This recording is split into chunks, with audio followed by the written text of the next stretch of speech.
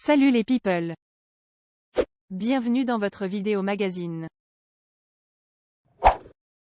Isabelle Adjani a été jugée en son absence au mois d'octobre 2023, pour fraude fiscale aggravée et blanchiment. L'artiste de 68 ans, qui clame son innocence, est soupçonnée d'avoir dissimulé une donation en prêt en 2013, et de s'être fictivement domiciliée au Portugal en 2016 et 2017, ainsi que d'avoir fait transiter en 2014 une somme via les États-Unis. Le parquet national financier, PNF, a donc requis 18 mois de prison avec sursis, et 250 000 € d'amende à l'encontre de l'actrice.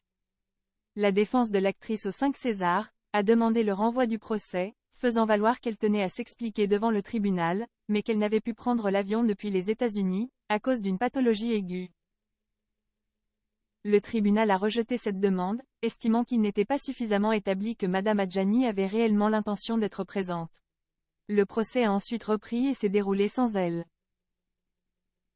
Le nom d'Isabelle Adjani importe finalement peu.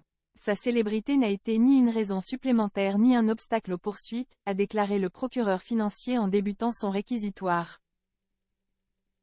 Pour l'accusation, elle avait bien son foyer principal, son activité professionnelle et ses centres d'activité, en France et non au Portugal, en 2016 et 2017, et elle aurait dû payer 236 000 € d'impôts sur le revenu, dans l'Hexagone.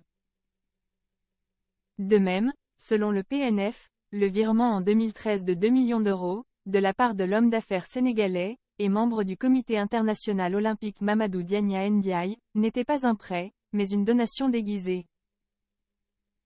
Le contrat de prêt signé entre eux, qui ne comprenait ni intérêt, ni garantie, était fictif pour l'accusation, qui estime que cela a permis à l'actrice d'éluder 1,2 million d'euros de droits de mutation.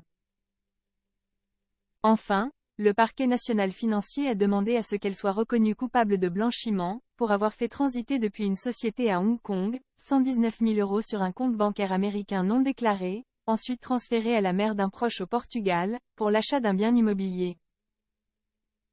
Le jugement a été rendu en décembre 2023. L'actrice française a été condamnée à 2 ans d'emprisonnement avec sursis, et 250 000 € d'amende pour fraude fiscale et blanchiment.